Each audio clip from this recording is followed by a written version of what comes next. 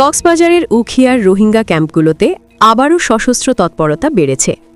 Halim group নামে একটি অস্ত্রধারী চক্রের মহড়ায় সাধারণ রোহিঙ্গাদের মাঝে ছড়িয়ে পড়েছে আতঙ্ক।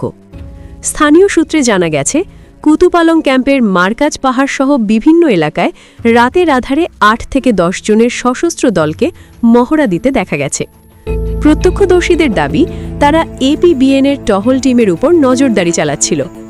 ক্যাম্প ২ ইস্ট ও ক্যাম্প ১-এর বিভিন্ন ব্লকেও অস্ত্রসহ তাদের অবস্থান লক্ষ্য করা গেছে। এতে সাধারণ রোহিঙ্গাদের মধ্যে চরম আতঙ্ক বিরাজ করছে।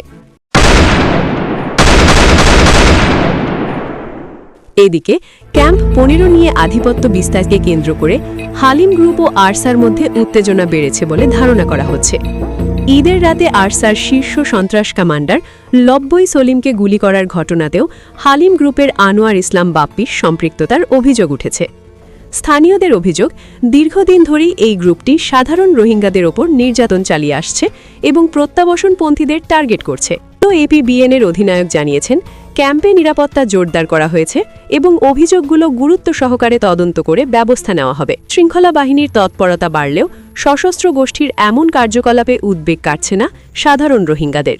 পরিস্থিতি নিয়ন্ত্রণে দ্রুত কার্যকর পদক্ষেপের দাবি জানিয়েছেন তারা। News desk, CNN Cox's Bazar.